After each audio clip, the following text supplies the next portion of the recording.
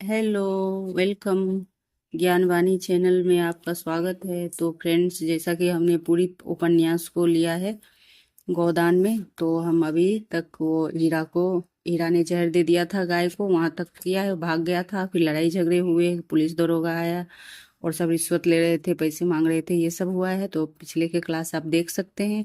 आगे ये है तो देखिए, पूरे उपन्यास से प्रश्न बनते हैं, तो कहीं भी कुछ भी स्किप नहीं करना हो रहा है, क्योंकि हर जगह वो तथ्य मिल ही जा रहे हैं, PYQ मिल ही जा रहे हैं कि जहाँ से पूछा गया है प्रश्न। तो फिर इस प्रकार से तो फिर मैं और आगे देखते हैं। अब छिटपुट देखते रह जाएंगे कि कहाँ है, क्योंकि पूरा अभी एग्जाम के भी डेट नज़दीक आ रहे हैं।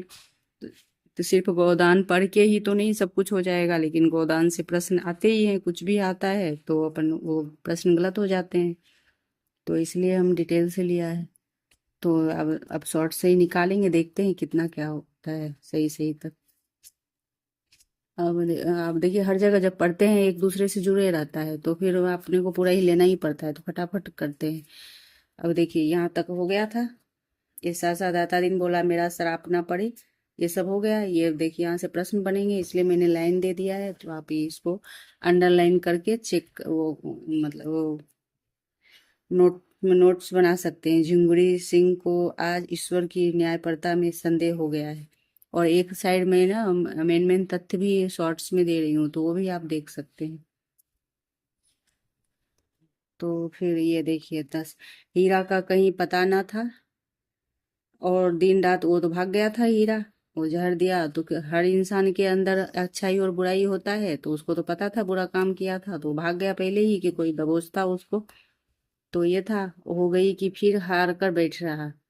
मतलब ये हीरा का कहीं पता नहीं चला, और दिन रात गुजरते जाते होरी से जैसा तक दौड़ धूप हो सकी उसको ढूंढने के लिए, फिर हार कर बैठ रहा। खेती बाड़ी की भी फिक्र करनी थी। अकेला आदमी क्या क्या करता जब वह अपनी खेती से ज्यादा फिक्र थी। और अब अपनी खेती से ज्यादा फिक्र थी पुनिया की खेती की भी। वो लोग का तो साधन खेती ही था। तो भाई भाई में बंटवारा हुआ तो खेते भी बटे, तो पुनिया की खेत था तो वही होरी हीरा करता था, तो वो भाग गया। तो खेती कौन करेगा, औरत तो घर का काम करती है, तो बाहर कौन करेगा। तो फिर होरी उसका करने लगा, क्योंकि उसका अपना भाई था। और वो आप देखिए ना, ये बहुत ही पारिवारिक कहानी है।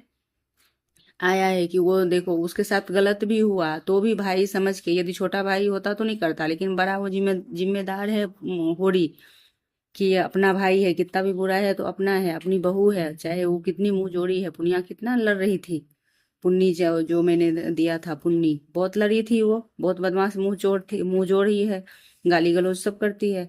लेकिन बहू है तो फिर उसका नजरअंदाज करता वो होड़ी, उसकी बातों को नजरअंदाज करके उसकी खेती, पुनिया की खेती उसने किया। होड़ी अपना खेती छोड़ दिया, अपना थोड़ा बहुत किया, नहीं किया, लेकिन उसके घर में इतना अच्छा से कर दिया कि उसके खाने की कमी नहीं हो, और उसका घर भर गया खेती से। और ये होली के खेत में कुछ ऐसे वैसे भी लगा था, और ज्यादा नहीं हुई। और ये मैंने पढ़ा है इसको। तो ये दोनों में झगड़ा हुआ था ना जहर के बाद। तो ये धनिया बहुत बोल रही थी, तो उसको मारा भी था बहुत। इधर मैंने पढ़ाया है, मारा पीटा था बहुत। तो फिर वो बातचीत बंद हो गई थी। और फिर उसके बाद वो भाई का खेती भी करने लगा, और अपना खेती छोड़ दिया। कम हुआ था, तो इसमें देखिए लिखा हुआ है, पुनिया दबाए रहती प्रचंड। पुनिया अब अकेली होकर प्रचंड हो गई थी, और प्रचंड हो गई थी, जितना बोलने में थी और हो गई थी, कि मेरे पति को भगा दिया, ये सब बोल रही होगी। वह पुनिया को दबाए रहता, उसने चले तो ये सब देखिए, अंकुश ना रहा। होरी पट्टीदार हीरा से थी, होरी की पट्टीदारी हीरा से थी, पुनिया अबला थी। तो उससे क्या तनातनी करता, उसको बोलने देता जो बोलती, और उसके स्वभाव में परिचित थी। था सज्जन का उसे खूब दंड देती, सज्जनता का उसे खूब दंड देती। वो इतना अनबक्ती थी, वो सज्जन था ये होरी, तो उसको बहुत दंड देती, खूब दंड देती। वो चुपचाप सुनता, उसका काम भी कर देता। खैरियती यही है कि कारकुन साहब ने पुनिया से बकाया लगान वसूलने के लिए कोई सख्ती ना की, केवल थोड़ी सी पूजा लेकर राजी हो गए। अब कारकुन वो जो होते हैं ना, राय साहब रखते हैं ना पैसे वसूलने के लिए, तो उसको ही कारकुन बोलते हैं। राय साहब बड़े आदमियों के काम करने के लिए जो रहते हैं ना, और अर्दली, तो उसको ही कारकुन कहते हैं। बकाया वसूल करने की वो शक्ति नहीं की होरी के वजह से, और उसको माफ कर दिया। और होरी अपने बकाया के साथ उसकी बकाया चुकाने के लिए भी कर्ज लेने को तैयार हो गया। सावन में धान की रोपाई ऐसी धूम रही कि मजूर ने मिले और होरी अपने खेतों में धान ना रोप सका। मजूर ना मिले और होरी में, जैसे कि सावन में ऐसी धुन धुन हो गई ना सबकी खेती बुआई, तो मजदूर भी नहीं मिला, जैसे कि मैं करती हूँ काम तो वैसे ही मजदूर नहीं मिलते हैं। खेतों में धान ना रोप सका पुनिया, लेकिन पुनिया के खेतों में कैसे ना रोपाई होती। और होरी ने पहर रात तक काम करके उसे धान रोपे, और अब होरी ही तो उसका रक्षक है। अगर पुनिया की कोई कष्ट हुआ तो दुनिया उसी को हंसेगी। और नतीजा यह हुआ कि होरी के खिलाफ बहुत थोड़ा सा अनाज मिला। पुनिया के बखार में धान का बताया ना कि धन इतना भर गया। वो अपने खेती पे कम ध्यान दिया, बुआई कर दिया, ज्यादा खाद पानी और मेहनत नहीं किया होगा, वैसे छिड़क के छोड़ दिया होगा तो उसके कम हुए। और इस पे ध्यान दिया कि इसके खाने की कमी नहीं हो, तो इस पे बहुत हो गया। और होरी और धनिया के उस दिन से बराबर मनमुटाव चल रहा था, बातचीत नहीं होती थी। और माँ बेटे मिलकर जैसे उसका बहिष्कार कर दिया था। बेटा माँ के पक्ष में हो गया, बेटा बेटी, और उसको बहिष्कार कर दिया था। क्योंकि वो जायज बोल रही थी, उस पे वो मानता था। और अधिकतर घरों में यही होता है कि जायज बात पे मर्द अपने औरत को ही, अपने घर वाले को ही समेटना चाहते हैं, चाहे सही बात भी हो, समाज में उसका नाक बनी रहे इस करके। तो उसको मारा था सही बात पे भी। दो नावों पर सवार होने वाला का यही दुर्गति होगा। और देखो तो बोलचाल बंद हो गई। माँ बेटे ने मिलकर अपने घर में परदेसी बना हुआ था। दो नावों पर सवार होने वाले की दुर्गति ऐसी होती है। अब देखो अपना घर भी था और दो नाव सवार हो गया ना, ये पुनिया का भी घर था। तो यही होता है दुर्गति। वो बोला धनिया ने अपने साहस से स्त्रियों का ही नहीं पुरुषों के नेतृत्व भी प्राप्त कर लिया था। धनिया में इतनी साहस थी, उसके बात नहीं करता था, और अपने पुरुषों का भी सब काम खुद ही कर रही थी। महीनों तक आसपास के इलाके में इस कांड की खूब चर्चा रही, यही तक कि यह अलौकिक रूप तक धारण करता। धनिया नाम है उसी उसका जी, मतलब गांव में ऐसी चर्चा होने लगी। ये ऐसी मतलब वो समाज में वो बातचीत करी थी ना, बोली थी राजनीति के बारे में कि स्वराज ने ना मिलेगा और पुलिस दरोगा के सामने। तो उस समय तो लगा लेकिन गांव में बातचीत उल्टे उल्टी सीधी सभी बातें करते थे, उसको मजाक भी उड़ाते थे, कोई सीधी बातें भी करते। ये देखो भवानी का इष्ट है, मतलब कौन कौन सी ये हुआ था, तो देखो प्रश्न बनाने का कहीं से भी बनाएगा। महीने के आसपास धारण करता जाता। धनिया का नाम है उसका जी, धनिया, मतलब गांव के लोग ऐसा बोलते कि महीनों तक आसपास के इलाके में इस कांड की खूब चर्चा रही, यहाँ तक कि वह अलौकिक रूप तक धारण करता जाता। मतलब समाज के कोई मुंह बंद कर सकता क्या?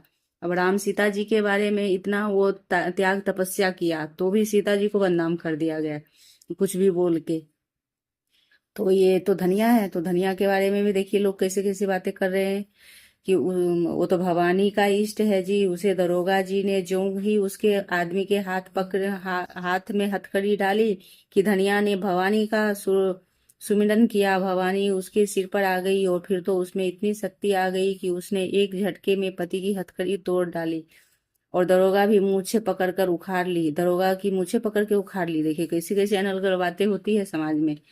और और फिर 2 दिन लोग धनिया के दर्शनों को आते रहे। और कुछ दिन तक लोग बहुत कुछ लोग इसको दर्शन के भी आते रहते। वह बात अब पुरानी पड़ गई, लेकिन गांव में धनिया का सम्मान बहुत बढ़ गया। उसमें अद्भुत साहस है, और समय पड़ने पर वह मर्दों के भी कान काटती है। तो ये सब हुआ, मगर धीरे धीरे धनिया के एक परिवर्तन हो रहा था कि होरी को पुनिया की खेती में लगे देखकर वह भी कुछ ना बोलती थी। और इसलिए कि नहीं कि वह होरी से विरक्त हो गई थी, बल्कि इसलिए कि पुनिया पर उसे भी अब दया आती थी। हीरा का घर से भाग जाना उसकी प्रतिशोध भावना की पुष्टि के लिए काफी था। मतलब हीरा वो होता है ना, उससे प्रतिशोध था कि मेरा ये बिगाड़ दिया, तो भाग गया, तो उसके मन में धीरे धीरे ठंडक पड़ जाती है। इसी बीच में होरी को ज्वर आने लगा। होरी को बुखार आया, ज्वर मीन्स बुखार। तो फसली बुखार फैल गई थी हुई थी। और होरी उसके, तो देखो होरी को कौन सी बुखार हुई थी, तो फसली बुखार, ये याद रखना, एनटीए पूछेगा। होरी उसके लिए चपेट में आ गया, होरी मुख्य पात्र है, और होरी को क्या क्या हुआ, तो ये तो एकदम बनता ही है, चपेट में आ गया था। कई साल के बाद ज्वर आया, उसने सारी बकाया चुका ली, मतलब बहुत सालों के बाद बुखार आया था, तो इतनी जोर से बुखार आया ना, तेज, कि पहले की भी कसर निकाल लिए सब घोड़ा। 1 महीने तक होरी खाट पर पड़ा रहा। उसी बीमारी ने होरी को तो कुचल डाला, पर धनिया पर भी विजय पा ली गई। और धनिया बातचीत नहीं करती थी, तो वो बीमार पड़ गया, तो फिर धनिया पर भी विजय पा ली, कि मतलब धनिया अब कोई बीमार रहेगा घर में, तो अब अपना पति था 20 साल उससे, अब आगे देखिए इसमें है, पति जब मर रहा है तो उसमें कैसे बैर करती, ऐसी दशा के साथ जीवन के 25 साल कटे, सुख किया तो उसी के साथ दुख भोगा, तो उसी के साथ अब तो चाहे वह अच्छा है या बुरा अपना है। दाढ़ी जार, वो ऐसे बोलती, दाढ़ी जार, दाढ़ी तुम्हारा जल जाए, नहीं वो ऐसे बोलते, वही दाढ़ी जार ने मुझे सबके सामने मारा। अब धनिया अब सोचती है कि धनिया मेरे साथ तो ये बहुत बुरा किया है, लेकिन मैं इसको कैसे छोड़ दूं बीमार में। तो बोलता है दाढ़ी जार, वो धनिया कौन सी गाली देती है, तो देखो, दाढ़ी जार, मुझे सबके सामने मारा, सारे गांव के सामने मेरा पानी उतार दिया, लेकिन तब से कितना लज्जित है, मतलब वो तो कर दिया गुस्से में, लेकिन होरी लज्जित था, सीधे ताकता नहीं। वो खाने आता है तो सिर झुकाए आकर उठ चला जाता है। ये धनिया गौर कर रही है इस बात को। तो ये देखिए, समझने के लिए भी जरूरी है, ये लाइन पूरी लेना ही है। होरी जब अच्छा हुआ तो पति पत्नी में मेल हो गया। होरी जब उसकी सेवा फिर करने लगी धनिया समय समय पर, तो फिर वो होरी ठीक हो गया बुखार से। कितना ही गुस्सा हुआ, गुस्सा आए मगर हाथ ना उठाएगी। अब वो होरी, ये धनिया बोलती है, क्या मैं गुस्सा करती हूँ तो मैं हाथ उठाती हूँ क्या? होरी लजाता हुआ बोला। तो बोला, धनिया एक दिन बोली कि एक दिन धनिया ने कहा कि इतने इतने गुस्से कैसे आ गया है कि आप जब तक मेरे को मारते हो, मुझे तो तुम्हारे ऊपर इतना गुस्सा भी आता है, तो आए तो मगर हाथ न उठेगी।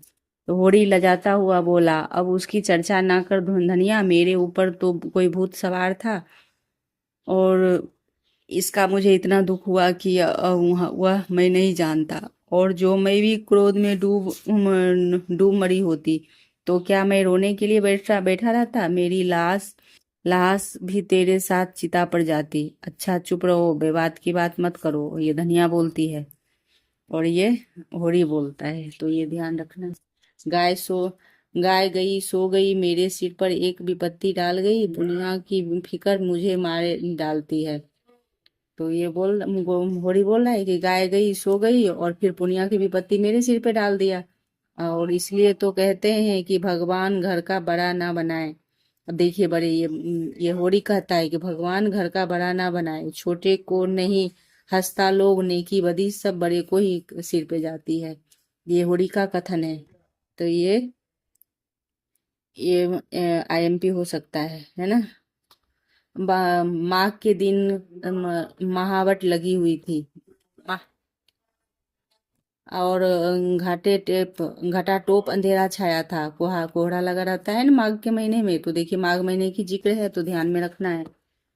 एक तो जोरों की रात, जाड़ों की रात, और दूसरे घाव की बरस, माघ की वर्षा, मौत का सा सन्नाटा छाया हुआ था, अंधेरा तक न सूझता, और होरी भोजन करके पुनिया के मटर के खेत और मेड़ पर अपने मरैया में लेटा हुआ चाहता था कि शीत को भूल जाए।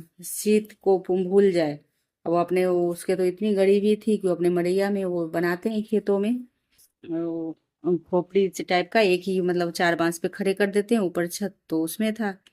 और शीत के मतलब ऐसा था कि मैं शीत को भुला दें, और एक चादर कैसी देखो पहना हुआ है, शीत को भूल जाए, और लेकिन तार तार कम्बल, कटी हुई मिर्जई, और शीत के झोंके से गीली पुआल, और शीत से मतलब जिसपे वो पहले जमाने में रजाई उजाई बहुत कम गरीबों को होता था, वही से वो जो होता है ना, धान धान को झाड़ते हैं, तो उसके वो जो रहती है, उसी का बिछौना बनाते हैं, उसको पुआल बोलते हैं। जैसे कि धान का पौधा बनाना, और उसमें फल लगते हैं, उसको झाड़ते हैं तो उसके घास बचते हैं, वही घास को पुआल बोलते हैं, उसी को बिछा कर लोग सोते, तो गर्म होता है अंदर से।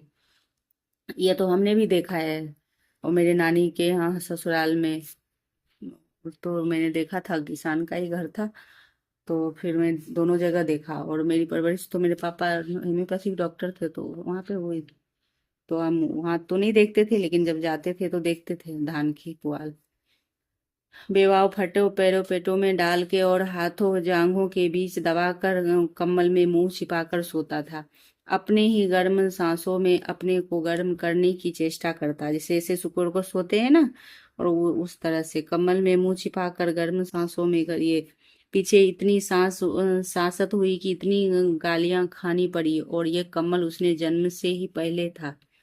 धनिया ने एक प्रकार की जबरदस्ती से उसे कोई कपड़ा दिलाती थी, और जब वह एक बार काबुली से कपड़े लिए थे, और जिसके पीछे कितनी सासत हुई और कितनी गालियां खानी पड़ी।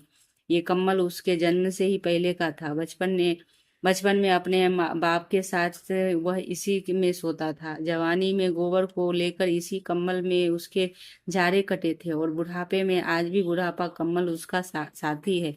अब वह भोजन को चबाने वाला दांत नहीं, दुखने वाला दांत है। ऐसे कटकटाता था। जीवन में ऐसा तो कोई दिन नहीं आया कि लगान और महाजन को देकर भी कभी कुछ बचा हो। बैठे बैठे बैठाए एक नया जंजाल पड़ गया, और ना करो तो दुनिया। अब देखो, मैं कितना भी सोचती हूँ कि मैं भागूं इससे जल्दी जल्दी फटाफट, तो होता नहीं है। सब इम्पोर्टेंट ही लगता है, और रोचक भी हो जाता है पढ़ाई, ये कहानी। करो दुनिया हंसे तो करो संशय बना रहे, लेकिन लोग क्या करते हैं। तो तो तो फ्रेंड्स देखिए, बहुत ही अच्छी है गोदान, और हम किए तो थोड़ा दोस्तों को शेयर भी किया कीजिए, जिससे कि वो लोग भी लाभान्वित हो, क्योंकि बुक खोल के तो कोई नहीं पढ़ता, मैंने देखा है। और वो तथ्य ऊपर ऊपर से पढ़ के जाते हैं तो एग्जाम में आता नहीं है। और एक नज़र मेरी क्लासेस को सुन भी लेंगे 2x मोड पे, तो फिर कंटेंट मिलता जाएगा, और थोड़ा सा कमांड तो हो जाएगी सोचने समझने की एग्जाम में। और अब एग्जाम सोच पे आधारित ही होती है। तो सारी उपज ये सब था। देखो डॉल्ड शोभा शोभा उसे कई बार कह चुका था कि पुनिया विचार उसकी ओर से अच्छी नहीं है। ना हो पुनिया की गृहस्थी तो उसे संभालने की पड़ेगी, चाहे हंसकर संभाले या। अब होरी उसके उसके उसके ऊपर समर्पित था, तो फिर उसका छोटा भाई, एक और भाई था ना, मंझला भाई था शोभा, वो बोलता कि इतना मत करो, वो वो इस लायक नहीं है, और खुद वो संभलेगी। तो ऐसा वो समझाता था। लेकिन ये कि जो नेकी दिल के आदमी होते हैं ना, वो दूसरे क्या करते हैं उनको नहीं, उसको क्या करना है वो समझते हैं। धनिया का दिल भी अभी तक साफ नहीं हुआ था। अभी तक उसके मन में मलाल बना हुआ था। मुझे सब आदमियों के सामने उसके मारना ना चाहिए। उसके साथ 25 साल गुजर गए, और मुझे मारना, और सारे गांव के सामने मेरी नीचता की। लेकिन धनिया ने भी मेरी आबरू उतारने की कई कसर नहीं छोड़ी। वो भी बोली, मेरे सामने कैसा कतर निकाल दी, और जैसे कि ये पहचान तो ये सब है। तो बिल्कुल कथरी हो गई है। देखो, अपनी साड़ियों का नाम, अब देखिए उसके घर में की स्थिति क्या है। उसकी घर की स्थिति ऐसी है कि वो मेरी आबरू उतारने में कोई कसर न छोड़ी। यहाँ तक हो गया, कोई बात कहानी होती कही होती है तो सोना या रूपा रूपा से कहलाती देखती हूँ, और वो साड़ी फट गई है, मगर कल मुझे कहा भी तो। सोना भी की साड़ी के लिए अपनी साड़ी का नाम तक ना लिया। सोना की साड़ी अभी 2-1 महीने और चले थले थगलिया लगाकर चल रही थी। वो कुछ कुछ वो फटते हैं तो कुछ लगा दे लेते हैं ना, कपड़े उपड़े जोड़ देते हैं, तो वही है उसकी। तो मोड़े पैबंदों के बिल्कुल कथरी हो गई है, और फिर मैं भी ही कौन उसका मनुहार कर रहा हूँ। और अगर मैं उसके मन की 2-4 बातें करता था तो कौन छोटा हो जाता। यही तो, वह थोड़ा सा अदरावन करती तो 4 लोग लगने लगे बातें तो क्या मुझे चोट लग जाती। लेकिन मैं बुढ़ा होकर भी उल्लू बन रह गया। और होड़ी ये सब मन में विचार कर रहा है। तो कहा, इस बीमारी ने आकर मुझे नर्म कर दिया है। ना जाने अब कब तक मुंह फैलाए रहती है। अब और आज उन दोनों में जो बातें हुई थी, वह मानो भूखे का भोजन थी। वह दिल से बोली कि होड़ी गदगद हो गया। और उसी के जी में आया कि उसके पैरों पर सिर और ये पर सिर रख दे और कहे मैंने तुझे मारा है और मैं सिर झुकाए लेता हूँ, इतना चाहे मार ले, जितनी गालियां देना है। तो ये मन सोच रहा है घोड़ी कि ले तुम्हें, मैं पश्चाताप कर रहा है कि अब मैं कहूँ कि ले मैं सर झुकाता हूँ, तू मार। तो सहसा उसे मरैया के सामने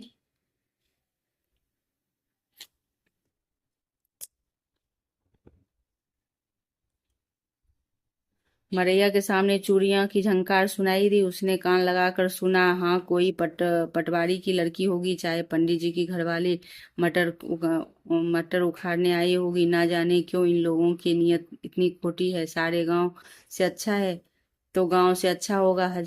घर में हजारों रुपये गड़े हुए होंगे, लेन देन की ड्योरी सवाई चलते, घूस लेते, दस्तूरी लेते, और एक एक करके मामला खड़ा हो गया और हमा सुमा को पीसते ही रह जाते। फिर नियत का यह डाल, हम बाप जैसा होगा उसे वैसे ही संतान होगी। ये सब बातें हो रही थी गांव की।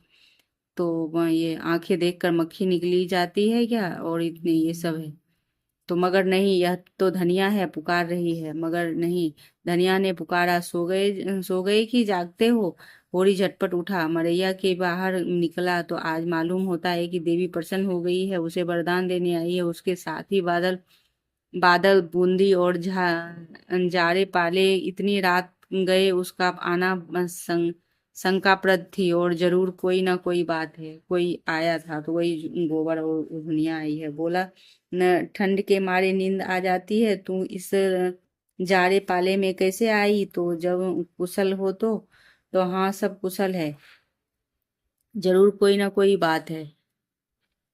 तो गोबर ने भेजकर मुझे कोई नहीं जो गोबर को भेजकर मुझे कोई नहीं बुलवा दिया लिया। धनिया ने कोई उत्तर न दिया। मरैया में आकर पुआल पर बैठती हुई बोली, गोबर ने तो मुंह में कालिख लगा दी। उसकी करनी क्या पूछते हो? जिस बात को मैं डरती थी वह होकर रहती। अब वो मरैया में वो सोया था होरी, तो वो आई चुपके से, और उसके आहट हो रही थी। तो वो देखा कि कौन है तो कौन है। तो एकदम अचानक वो ठंड की रात में वो आ गई। वो होड़ी तो दूसरे जगह जाके सोता था ना, घर मरैया में जाके, घर से अलग।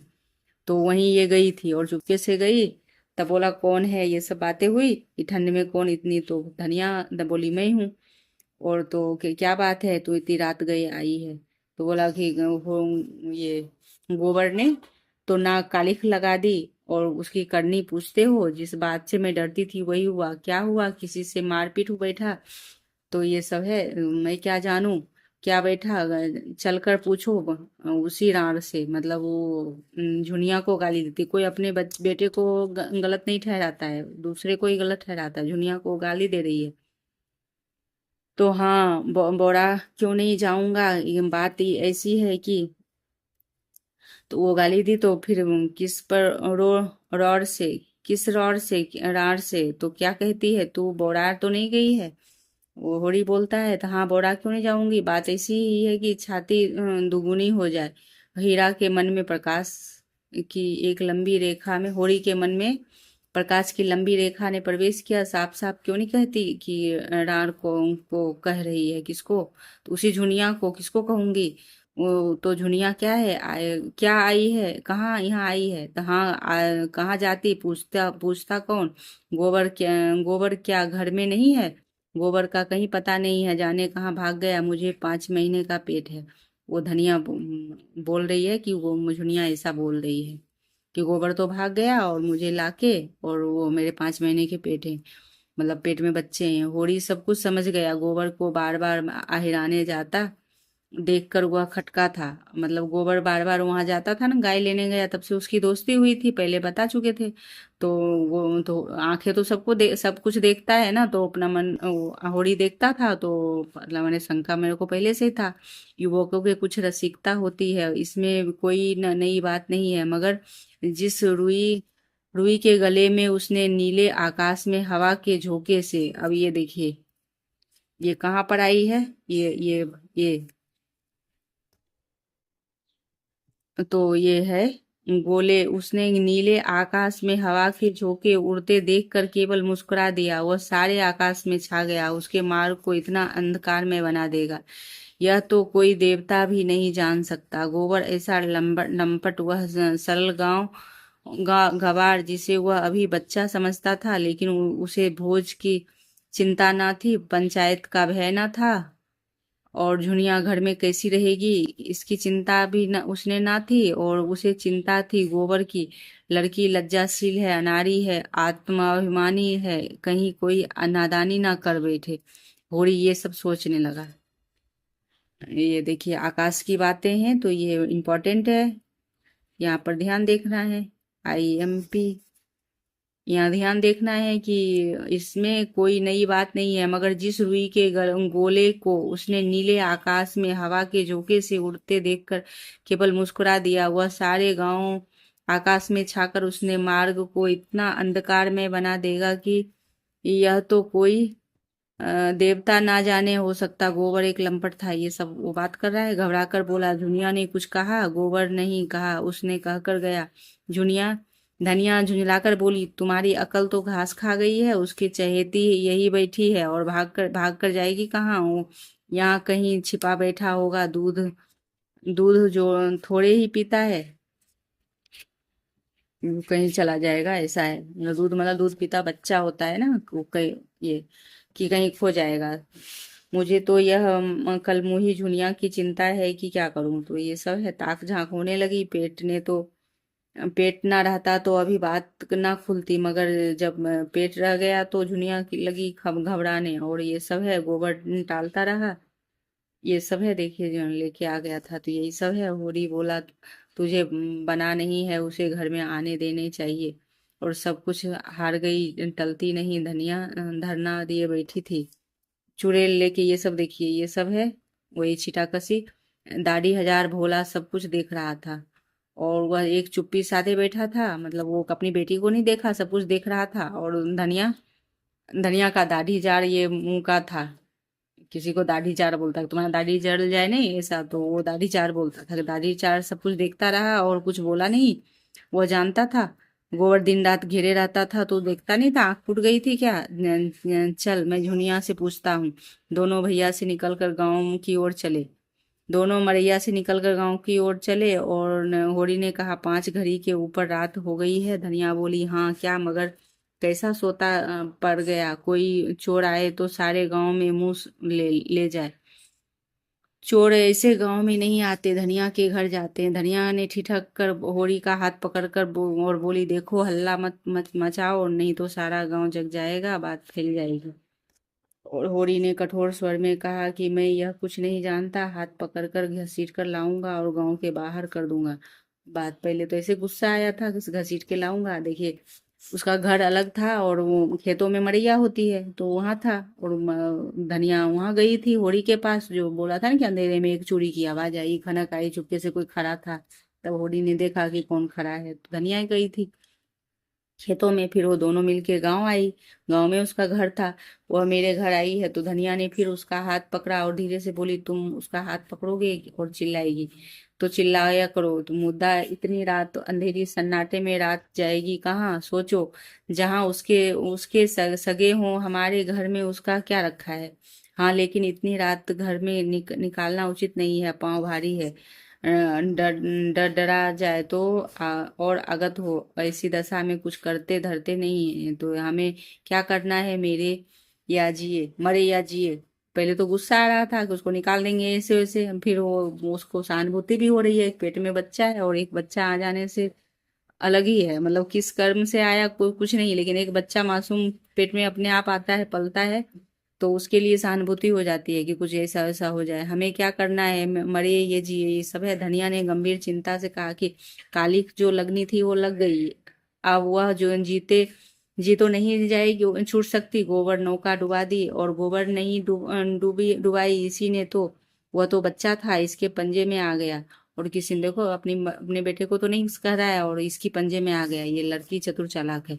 दोनों द्वार के सामने पहुंच गया और सहसा धनिया ने होरी के गले में हाथ डालकर कहा, देख लो, देखो तुम्हें मेरी सौ है, उस पर हाथ ना उठाना। और वह तो आप ही रो रही है, भाग की खोटी है। अब देखो कितनी सहानुभूति आ गई धनिया को, जब पास आया घर के तब होरी के गले में हाथ थम बोला कि तुम उसको मारना नहीं और कुछ नहीं करना, वो तो खुद ही भाग की खोटी है। मातृ स्नेह अंधेरे में है, दीपक के सामने उसकी चिंता जर्जर आकृति है शोभा प्रदान करने लगा है। दोनों ही के हृदय में ऐसी अतीत यौवन सचेत हो उठा। अब उसके अपने अतीत के यौवन सचेत हो उठा उसके सामने आते आते। इस बात बीत यौवन में वही कोमल हृदय बालिका नजर आई, और जिसने 25 साल पहले उसके जीवन में, तो उसके पास आते आते वो खेतों में मरिया था, वहां से आई थी घर पे। और वो पहले तो गुस्सा था और फिर धीरे धीरे स्नेह में बदल गया वो गुस्सा, क्योंकि नेक दिल का आदमी है ना। तो उसका आलिंगन कितना अथाह वात्सल्य था, जो कि सारे कलंक, सारी बाधाओं, सारी मूलबद्ध परंपराओं को अपने अंदर समेट लिया। तो ये देखिए, ये कितना अच्छा लाइन है। तो दोनों ने द्वार पर आकर किवाड़ों को धराश से अंदर झांका। दीवट पर तेल की कुप्पी जल रही थी और उसके मंदब प्रकाश में झुनिया घुटने पर सिर रखे और द्वार पर खड़े मुंह पर बांध कर अंधकार में आनंद की खोज कर रही थी। तो क्षण भर पहले मोहिनी छवि दिखाकर विलीन हो गई और आगत की मारी व्यंग बाणों से आहत जीवन के आघातों के व्यथित वृक्ष की छांव खोजती हुई फिरती, और उसे एक भवन मिल गया जिसने के आश्रय में वह अपने को सुरक्षित और सुखी समझ रही थी। और देखिए, एक शादीशुदा जीवन होता है तो वो लीगल हो जाता है, कुछ भी हो जाए। वही क्रिया यदि बिना शादी के होते हैं तो वो गलत हो जाता है, और उसके बाद कितना गलानी हो जाता है। तो यह है वह भवन, अपना सारा सुख विलास के लिए अलादीन के राजमहल की भांति गायब हो गया, और भविष्य एक विकराल दानव के सामने उसे निकल रहा था। तो कैसा वो हो गया ऐसा, एक एकाएक फूलते। अब उन दोनों ने स्नेह पाया, दोनों के विचार मिले तो फिर मिलन हो गया। तो होरी के आते देख वह भय से कांपती रहती थी, और ये सब है। बोली, दादा अब तुम्हारे सिवा मुझे पैर में लटक गई कि होरी को आते देखकर। और इस तरह से है, देखिए किसी के भावना को ऐसे समझिए। होरी ने झुक कर, और देखो युगों युगों से ऐसी बातें होती आ रही है, और वही जायज और नाजायज वही एक ही चीज कहाँ पे जायज हो जाता है और कहाँ पे नाजायज हो जाता है, इसकी बात है। होड़ी ने झुककर पीठ पर हाथ फेरते हुए प्यार से भरे स्वर में कहा, बेटी डर मत, तेरा घर है और तेरा द्वार है, तेरे हम हैं, और आराम से रह, जैसी तू बोलेगी, कोई चीज चिंता नहीं है। ऐसे सहानुभूति शब्द मिले, देखो ऐसे भोज भात जो लगेगा वह हम सब करेंगे, ये खातिर है। जुनिया सांत्वना पाकर होरी के पैरों में चिपट गई और बोली, दादा अब तुम्हारे मेरे बाप हैं और अम्मा तुम ही हो, मेरी माँ हो, अनाथ हूँ मैं, मुझे शरण दो। और ये सब देखिए, ये सब बातें हुई। धनिया अपने करुण के आवेश में अब न रोक सकी, बोली, तू चल घर बैठ और मैं देख लूं काका और भैया को। संसार में उन्हीं का राज नहीं है, बहुत करेंगे तो अपने गहने ले जाएंगे। और फिर अब उसको अपने डर था कि मेरे मेरे मैं घर से आ गई तो मेरे बाप था ना भोला, और काका उसके भी तो बिरादरी, काका चाचा होते हैं, सब मारेंगे। तब वो धनिया खड़ी हुई, बोली, कब देख लेते हैं कि कौन तुम्हारे काका चाचा आएंगे तो हम उसको उनको देख लेंगे। मैं देख लूंगी काका भैया को, संसार में उन्हीं का राज चलता है क्या। बहुत करेंगे तो अपने गहने ले जाएंगे, और तो उसके कुछ तो लड़कियां तो पहनी ही रहती है, जैसे बहुत ज्यादा लदी नहीं रहेगी, कान नाक और सिंपल गहने तो पहने ही रहते हैं, तो वही पहनी होगी। तो बोले बहुत होगा तो उसके अपने गहने ले जाएगा। अभी जरा देर पहले धनिया ने क्रोध में आवेश में झुनिया को उल्टा और कलंकनी कलमुही ये जाने क्या क्या कर डाला, झाड़ू मारकर घर से निकालेंगे, ये सब भी कहा था। अब झुनिया ने स्नेह क्षमा और आश्वासन देकर, यह वाक सुनने से तो होरी के पांव जोड़ कर धनिया धनिया के पांव से लिपट गई, और वो साध्वी जिसने होरी के सिवा किसी पुरुष की ओर आंख भरकर न देखी थी, और पापिष्ठा को गले में लगाया और उसके आंसू पोंछ दिए रही थी, और उसके त्रस्त हृदय को कोमल शब्दों मुंह से शांत कर रही थी। जैसे कोई चिड़िया अपने बच्चे को पैरों से छिपाए बैठा है। होरी ने धनिया के संकेत किया कि उसे कुछ खिला पिला दे। जुनिया से पूछा कि क्यों बेटी, तुझे कुछ मालूम है, गोबर किधर गया। जुनिया ने सिसकते हुए कहा, मुझे तो कुछ नहीं कहा, मेरे मेरे कारण तुम्हारे ऊपर यह कहते कहते आवाज आंसुओं में डूब गई। तो होरी अपना व्याकुलता न छिपा सका। जब तूने आज मुझे उसे देखा तो कुछ दुखी था, तो बातों में हंसकर कर रहे थे। मन का हाल भगवान जाने। तेरा मन क्या कहता है गांव में है कि बाहर चला गया? तो तुझे तो शंका है कि कहीं बाहर चला गया। या मेरा मन कहता है कि नहीं, कैसी नादानी है, हम उसके दुश्मन थोड़े ही हैं। अब भली या बुरी एक बात हो गई हो तो निभानी पड़ती है। ये इस तरह भगाकर तो उसने हमारी जान का आफत पे डाली। धनिया ने जुनिया का हाथ पकड़कर अंदर ले गई। अब देखिए ये यहाँ से प्रश्न बना है। वो कहा कि जिसकी बाह पकड़ी है उसका निवाह करना ही चाहिए, मुंह में कालिख लगाकर भाग जाना चाहिए। अब जो आए तो घर में बैठने ना दो।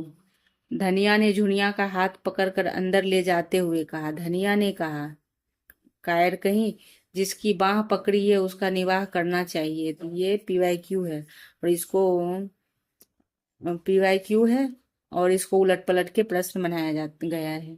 तो ये लाइन। और होरी वहीं पुआल पर लेटा गोबर कहाँ गया, यह प्रश्न हृदयाकाश में पक्षी की भांति मंडराने लगा। बेटा कहीं चला गया, तो उसको ऐसा ढूंढ रहा था। फिर देखिए अब ये इसके 10 पार्ट हो गए हैं। तो कहानी कैसी लगी तो कमेंट कीजिए, शेयर कीजिए, लाइक एवं सब्सक्राइब कीजिए, तो मेरा पढ़ाना सार्थक होगा। धन्यवाद। फिर आगे भी पढ़ाने की इच्छा होती है, कुछ रिस्पॉन्स मिलता है ना, तो मेरे को ये वीडियो करना अच्छा लगता है, और मैं तो पढ़ ही ले लेती हूँ। तो थैंक यू। लाइक एवं सब्सक्राइब कीजिए। धन्यवाद।